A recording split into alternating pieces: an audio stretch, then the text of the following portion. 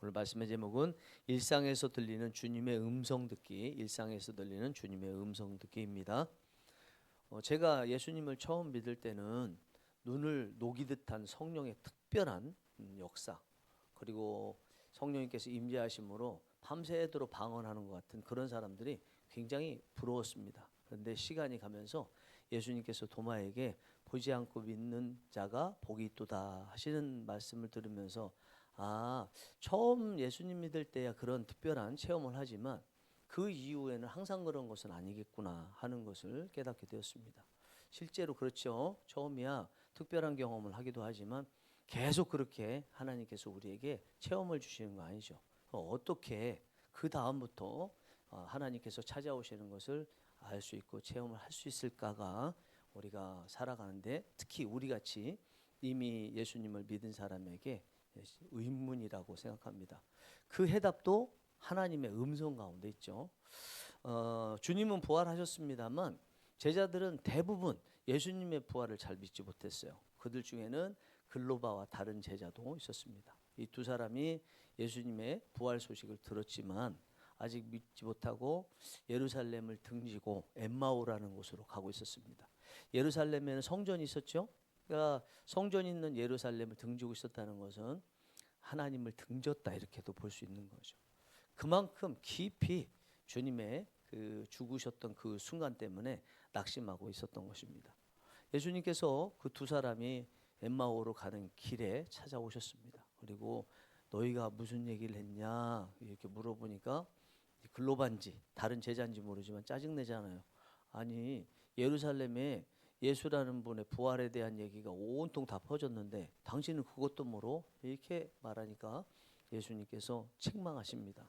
성경에 부활에 대한 내용이 많이 있는데 너희가 그것을 깨닫지 못하느냐? 그러면서 성경을 이렇게 풀어주시죠. 그러다가 대화를 쭉 하고 가는데 날이 저물었고 갈림길도 있어서 헤어져야 되게 된 상황이 있었는데 이 제자들이 주님께 같이 있으시죠. 그래서 한 자리에 계셨습니다. 그리고 같이 식사를 하는데 주님께서 떡을 떼시죠. 축사하시면서 이제 식사를 하니까 그 순간에 예수님을 알아보지 못했던 이 제자들이 예수님을 알아보게 됐습니다. 예수님을 알아봤지만 그와 동시에 예수님은 그 자리에 계시지 않았습니다. 오늘 말씀이 그 말씀입니다. 자, 제가 오늘 본문의 말씀을 잠깐 이제 요약을 해드렸는데 딱 언뜻 주님의 음성이 들려지는지 잘 모르겠습니다. 우리가 주님의 음성 듣기 지금 특강을 두 번째로 하고 있는데 이 주님의 음성 듣기라는 거는요 우리 일반 설교하고 다르지 않습니다. 근데 단 한 가지 특별하게 다른 게 한 가지가 있습니다. 우리 설교에서도 당연히 주님의 음성을 듣는 거지만 주님의 음성 듣기라는 것은 주님 입장에서 우리에게 하시는 말씀 그리고 또 우리를 향해서 가지고 계신 뜻을 주님께서 직접 음성을 발해 주듯이 듣는 것이 주님의 음성 듣기예요. 그러니까 여러 가지를 다루는 일반 설교하고 다르게 주님의 음성 듣기 특강이라는 것은 우리가 마치 주님이 되듯이 아니면 성경 본문에서 주님이 하신 것만 특별히 빼서 그 안에서 주님이 우리를 향해서 무슨 말씀하시나 그것을 보는 겁니다. 하나님의 말씀이 있어야 그 다음에 우리가 반응을 하면서 신앙생활을 할 수 있기 때문에 어느 설교나 사실은 준비하는 것은 이 본문에서 주님께서는 어떤 역할을 하시고 우리에게 무슨 말씀을 하시나 그거를 들어야 그 다음에 다른 부분에 설교의 부분도 풀려지기 때문에 이 주님의 음성 듣기라는 이 테마는요 굉장히 중요하고 여러분들께서 이것을 통해서 훈련도 되시고 특별히 이 시간에 말씀을 전할 때 그 본문 설명할 때 이미 주님의 이런 음성이 들리네 라는 것이 이제 느껴질 수 있으면 좋겠습니다. 오늘 본문의 말씀을 다 보면 적어도 세 가지 방식으로 우리 주님께서 우리에게 말씀하신다라는 것을 저는 이제 뽑아서 여러분 앞에 서게 됐습니다. 주님이 글로바와 다른 제자들 대화하고 있는데 찾아오셔서 같이 대화를 했다고 그랬죠. 그 결과가 어떻게 됐냐면 그들의 발걸음을 옮기도록 만드셨어요. 33절 보시면 곧 그때로 일어나 예루살렘에 돌아가 보니 11 제자 및 그들과 함께한 자들이 모여 있어. 글로바와 다른 제자가 예루살렘을 등지고 엠마오로 가고 있었는데 예수님을 만나고 났더니 결국은 어떻게 했어요? 일어나 예루살렘에 돌아가 보니 그래 돌아간 거예요. 예수님께서 찾아오셔서 이들에게 하셨던 근본적인 목적이 뭔 것 같아요? 돌아가도록 만드는 것이죠.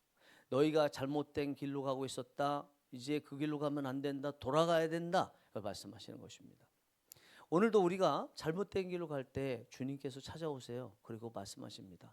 사랑하는 아들아, 사랑하는 딸아, 너 그 길로 가면 안 된다. 돌아가서 너희가 가야 될 곳으로 가라. 이렇게 말씀하시는 거예요. 사도 바울 같은 경우도 기독교인들을 잡아주기 위해서 바울이 많은 이들 데리고 가고 있었죠. 그 중에서 다메섹 도상을 지나갈 때 예수님께서 빛과 소리로 나타나셨습니다.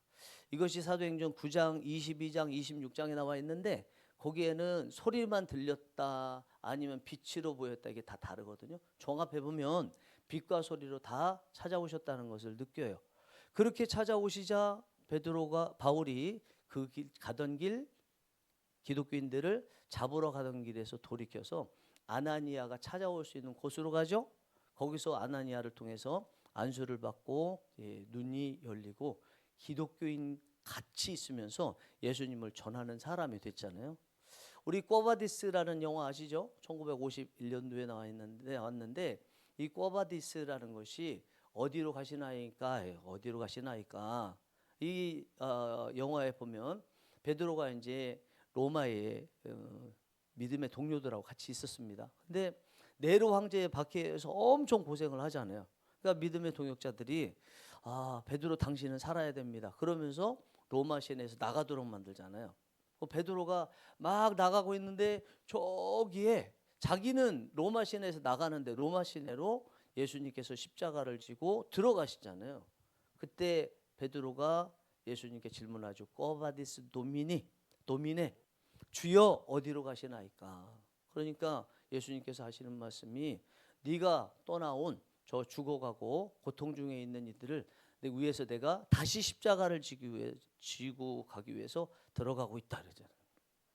그때 베드로가 자기가 잘못했다는 것을 깨닫고 다시 로마에 들어가잖아요. 영화는 거기서 끝나지만 들려오는 전승에 의하면 베드로는 거기 가서 십자가에 거꾸로 매달려 죽였다 이렇게 말씀해요. 예수님께서 그 영화에 의하면 베드로에게 찾아오신 것은요. 베드로가 잘못된 길로 가고 있기 때문에 제대로 가라는 것을 말씀하시기 위해서 찾아온 거죠. 사도 바울에게도 마찬가지고. 우리가 만약에 잘못된 길로 가고 있다 그러면 예수님께서 어떻게 하실까요? 찾아오시겠죠. 사랑하는 딸아, 사랑하는 아들아, 너희가 잘못된 길로 갈 때 내가 꼭 찾아가서 너희가 잘못된 길로 가고 있다고 알려줄게. 그러면 너희들은 그 말을 듣고 가야 될 길로 다시 돌이켜서 돌아가렴 이렇게 말씀하십니다. 베드로를 봐라, 바울을 봐라, 오늘 본문에 나와 있는 글로바를 봐라. 너희들도 그렇게 다른 길로 갈 때 내가 찾아오면 그에 따라서 돌아가면 된단다 말씀하시는 거죠. 여러분들은 지금 가는 길 잘 가고 계십니까? 한번 생각해 보셨어요? 잘 가고 계시냐? 이게 참 중요해. 제가 하나님의 자녀로 살아갈 때 자주 생각하는 게 뭐냐면 스데반 집사님이 순교하는 때의 장면입니다. 순교할 때 스데반 집사님이 고개를 들어보니까 저 하늘에 꼭대기에 예수님이 계셨잖아요.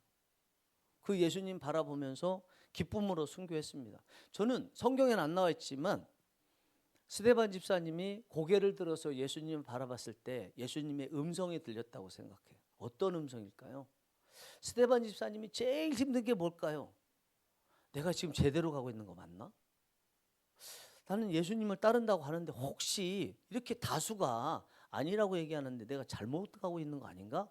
그런 고민을 했을 것 같아요. 근데 주님이 보이는 그 순간에 여쭤봤고 주님께서는 말씀하시기를 사랑하는 아들아 네가 잘 가고 있단다. 네가 그대로 돌에 맞아 죽더라도 계속 믿음을 유지하면 네가 천국에 올 때 내가 너를 사랑으로 맞아줄 것이다. 그 음성을 들었다고 생각해요. 그 음성 들으니까 힘든 그 길도 넉넉하게 이길 수 있었죠. 여러분들이 지금 잘 가고 계신지 혹시 잘못 가고 계시다고 조금 생각이 들면 주님께서 꼭 찾아오실 것입니다. 그리고 바른 길로 인도해 가실 것입니다.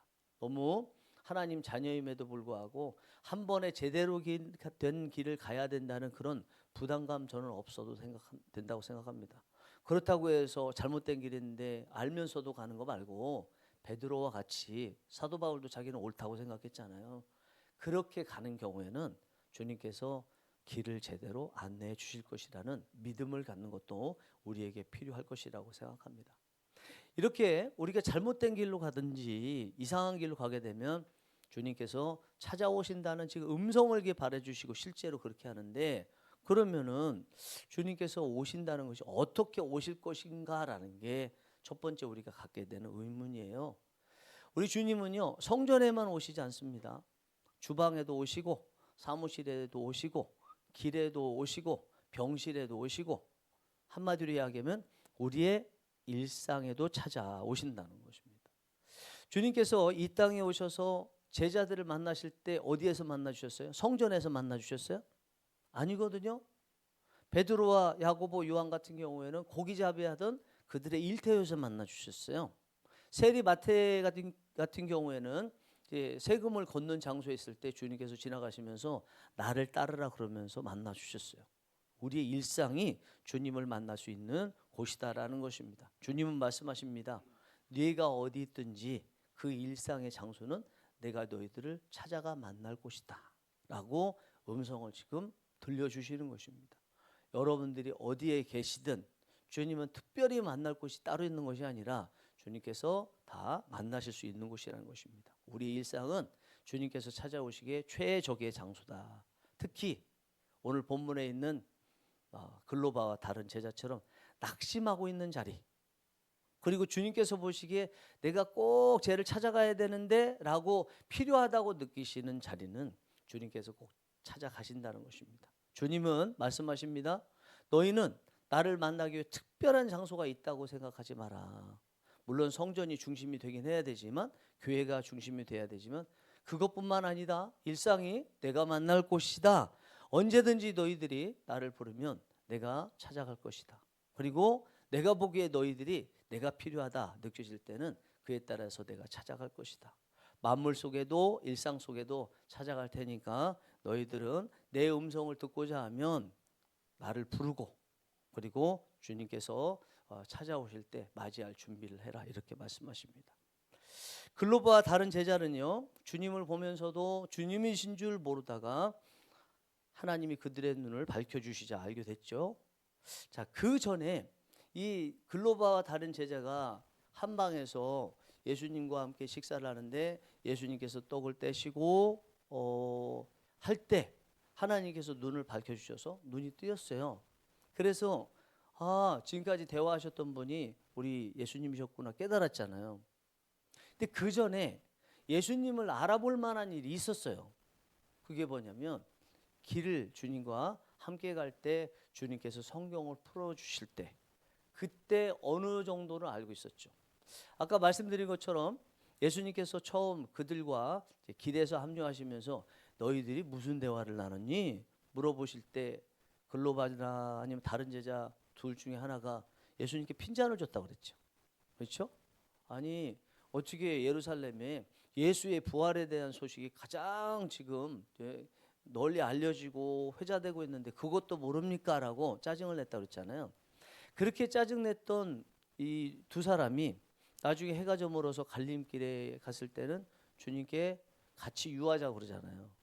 그들의 마음이 바뀐 거죠.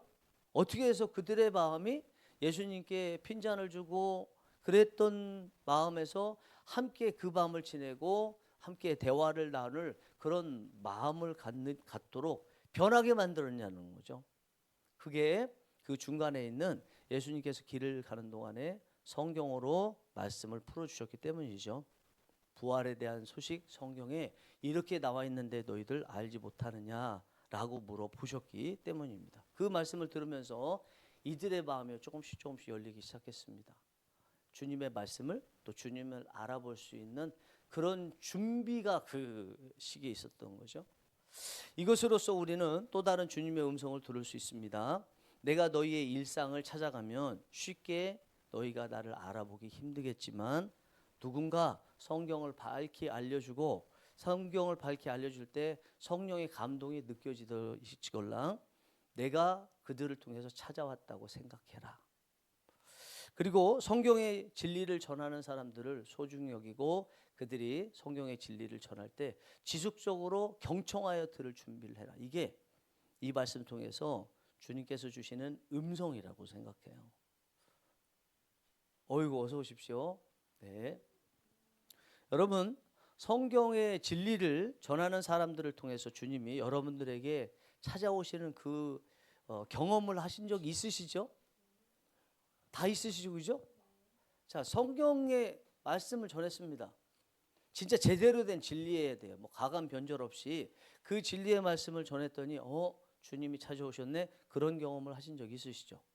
마태복음 25장에 보면 양과 염소 비유라는 일명, 별명이 붙은 이야기가 있죠.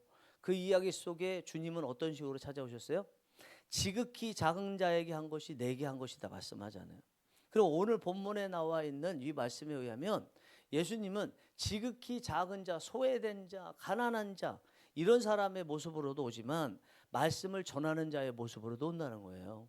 특별히 저 같은 우리 전도사님, 목사님 같은 설교자의 모습으로 오실 수 있고 그리고 소외되고 가난하고 이런 분들에게 오신다는 것입니다. 그럼 주님께서 뭐라고 말씀하시겠습니까? 이런 자의 말에 귀를 기울이기도 하지만 그들을 잘 대해줘라. 뭘 잘해주라는 게 아닙니다. 뭘 사주고 뭘 하라 뭐 이런 얘기를 하는 게 아니고 이 설교자를 통해서 주님께서 만나주시겠다고 하셨기 때문에 설교자가 계속 말씀을 잘 전할 수 있도록 도와주라는 거죠. 특별히 이게 또 우리 같은 전임 사역자라면 말씀에 전무할 수 있도록 전적으로 말씀을 준비하고 할 수 있도록 최대한 여건을 다 마련해 줘라. 기도도 하고 할 수 있으면 뭐 설교 준비할 때 방해되지 않도록 하고 이런 것들을 하라는 의미라고 볼 수 있습니다. 자, 그런데 이들이 주님을 만난 후 다시 제자 공동체로 돌아간 얘기 좀 전에 했죠. 돌아갔죠? 주님을 등지고 그러니까 예루살렘을 등지고 엠마오로 가다가 예수님을 만나고 나서 확연하게 변화된 것은 그들이 잘못된 길로 가고 있다는 것을 주님이 찾아오셔서 알려주셔서 다시 가야 될 길로 갔다고 그랬잖아요. 가서 그곳에 있는 제자 공동체에게 주님을 만났던 이야기를 하는 장면이 나옵니다. 35절에 이렇게 말을 하고 있습니다. 두 사람도 길에서 된 일과 예수께서 떡을 떼심으로 자기들에게 알려주신 것을 말하더라. 여기 자기들에게 알려주신 게 뭐예요? 길에서 예수님을 만났던 걸 이야기하는 거예요. 근데 예수님이라고 알아봤던 근거 두 가지를 얘기해요. 뭐라고 돼 있어요? 길에서 된 일, 예수께서 떡을 떼심, 두 가지 얘기해요. 여기서 길에서 된 일이라는 것은 예수님께서 오늘 본문 앞에 있는 25절과 26절에 있는 성경 말씀을 풀어주셨던 일, 성경을 풀어주심으로써 예수님이라는 걸 예수님이 부활하셔서 우리에게 오셨던 거 우리가 알게 됐습니다라고 제자 공동체에게 돌아가서 얘기를 하는 거예요. 또 한 가지는 뭐래요? 예수님께서 떡을 떼시는 것을 보니까 오병이어의 기적을 일으키시기 전에 축사하시고 떡을 떼셨던 그 장면도 생각나고 우리가 12명의 제자는 아닌데 12명의 제자들이 예수님과 최후의 만찬을 하실 때 예수님께서 떡을 나눠주시기 전에 축사하셨다고 했는데 우리가 엠마오 도상에서 예수님과 함께 지내면서 떡을 떼시는 것을 보면서 이분이 바로 그 예수님이다라는 것을 느끼게 됐다는 거예요. 이 말씀은요. 여러분 오늘 본문의 말씀에서 우리가 한 가지 의문이 들어요. 저는 의문이 들었어요. 항상 이제 제 자신이 은혜가 될 때는요. 뻔히 아는 게 아니고 뭔가 의문이 생겼을 때요. 그것을 반드시 풀리더라고요. 어떤 의문이냐? 예수님께서 이 두 명의 제자들에게 내가 바로 부활했던 그 예수야 라고 말씀 처음부터 하시면 얼마나 좋았겠냐라는 거예요. 안 그렇겠어요? 자, 예수님께서 부활하셨다는 것에 대해서 듣긴 들었어요. 이미 제자들을 통해서 들었고 같은 제자 그룹에 속했기 때문에 그 안에 있는 여성들을 통해서 우리가 정말 예수님 만났습니다라는 소리를 들었는데도 믿지 않고 지금 글로바와 다른 제자가 예루살렘을 등지고 엠마오로 점점 하나님으로부터 멀어지고 있잖아요. 이런 상태에서 부활하신 주님께서 딱 나야, 너희들이 이렇게 의심하고 믿지 못하는 그 예수의 부활, 내가 부활한 그 예수야, 이제는 믿어. 그렇게 말씀하시면 얼마나 좋겠어요. 그렇게 못하실 것도 아닌데 그렇게 하지 않으시더라는 것입니다. 왜 그러셨을까라는 말씀을 준비하면서 의문이 생기고 기도하고 자료 찾아보고 이렇게 되는 거예요. 만약에 거꾸로 한번 생각해 보자면, 처음 예수님께서 그들을 만나시자마자 내가 부활한 예수야라고 말씀하셨다면 무슨 일이 일어났을까를 생각해 봐요. 거꾸로 한번 생각해 봤습니다. 무슨 일이 일어났을까요? 주님이시군요. 정말 부활하셨군요. 끝. 그렇지 않겠어요? 우리가 기도하는데 곧바로 예수님께서 응답을 주시는 거, 또 우리가 힘들고 어렵고 낙심할 때 우리 어렵다는 걸 다 아시면서도 곧바로 찾아오지 아니하시고 기다리시는 거, 그 이유가 뭐냐는 거예요. 오늘 이 말씀하고 맥락을 같이 한다고 생각합니다.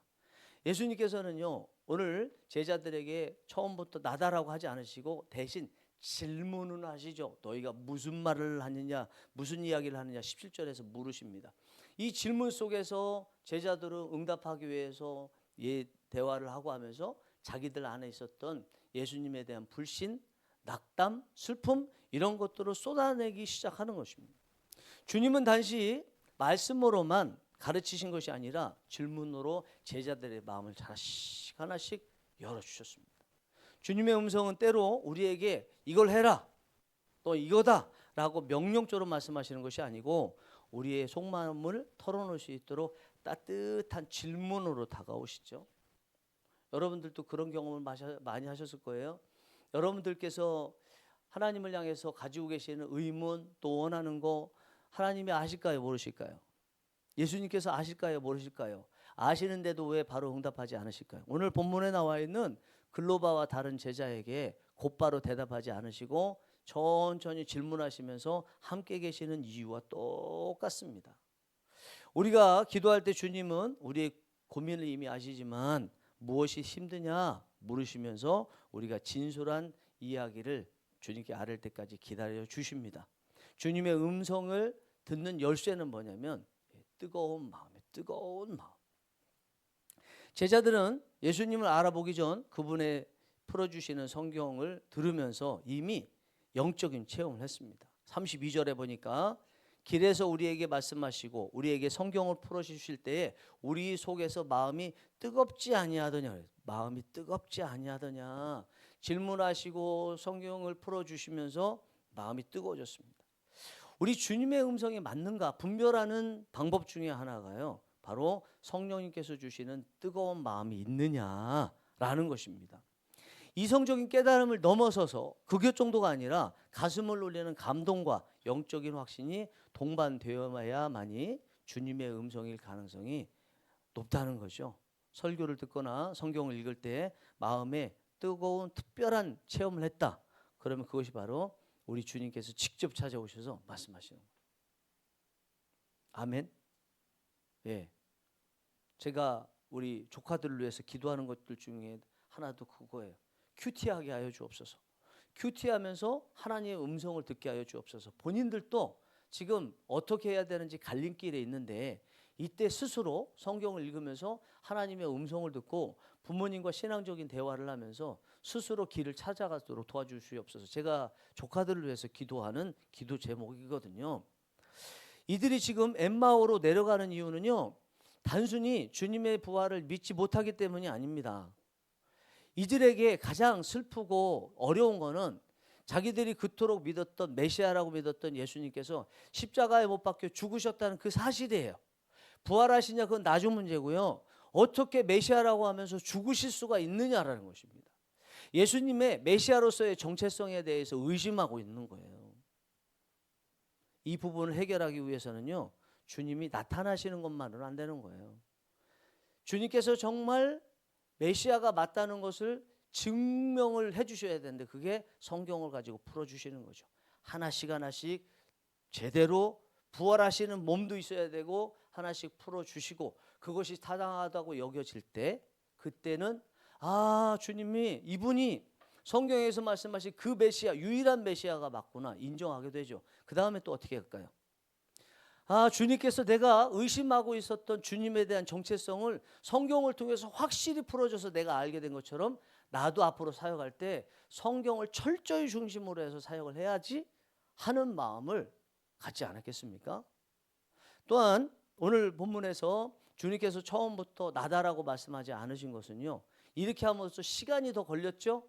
걸리는 시간 동안에 주님은 이들과 교제하셨죠. 교제하시면서 옛날에 죽으시기 전에 제자들과 교제를 나눴던 그런 모습처럼 따뜻하게 다가오시고 주님이 살아계시다는 것을 확실히 느끼게 되었던 것입니다.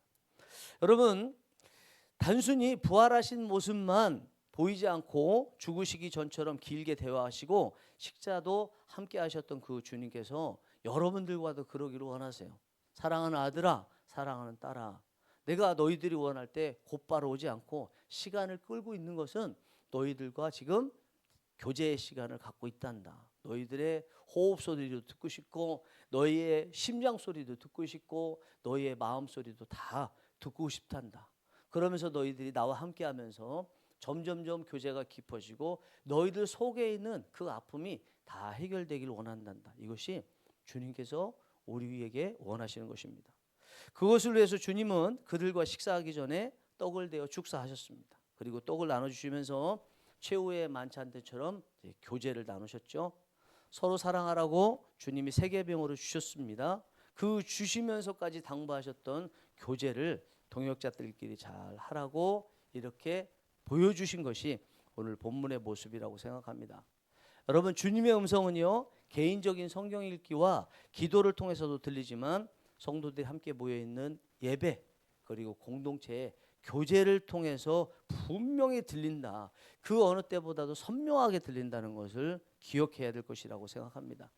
우리는 주님의 이런 음성을 들을 수 있습니다. 너희가 내 음성을 듣기를 원한다면 공동체 예배와 교제의 자리를 소홀히 여기지 말아야 한다. 나는 그곳에서 나의 모습을 가장 선명하게 보여준단다. 우리는 말씀 묵상 중에 예배 중에 공동체와의 사랑의 나눔 속에서 주님을 알아볼 수 있습니다. 그런 은혜가 있기 원합니다. 사랑하는 성령 일하시는 교회 교우 여러분, 주님은 지금도 엠마오로 가는 제자들처럼요 낙담하고 있는 여러분들에게 찾아오십니다. 그러면서 지금 잘못 가고 있단다. 제대로 된 길 알려줄 테니까 그 뒤로 가라고 말씀하십니다. 우리의 일상 한복판으로도 찾아오십니다. 그곳에서도 우리를 만나 주시면서 내가 너희를 만날 자리는 특별한 자리만 있는 것이 아니단다.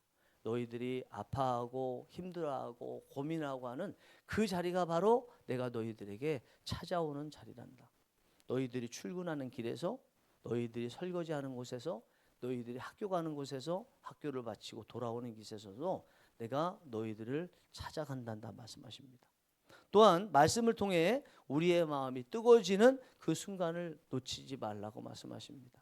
그때가 바로 주님께서 찾아오셨 자리라는 것을 기억하라고 말씀하십니다. 그리고 마지막으로 성도들과 함께 떡을 떼는 교제의 자리를 귀하게 여기라고 또 말씀하십니다. 그 자리가 가장 주님께서 임재해 계신 선명한 자리라는 것을 말씀하십니다. 저는 이렇게 음성을 들었습니다. 여러분들도 그렇게 들리시는 은혜가 있기를 원합니다. 그리고 그 외에 여러분들이 특별히 하나님께서 들려주시는 음성이 있다면 그 음성을 붙잡으시고 또 그 음성에 따라서 어떤 때는 위로를 받으시고 어떤 때는 확신을 가지고 나아가는 은혜가 있기를 간절히 바랍니다. 기도하시겠습니다.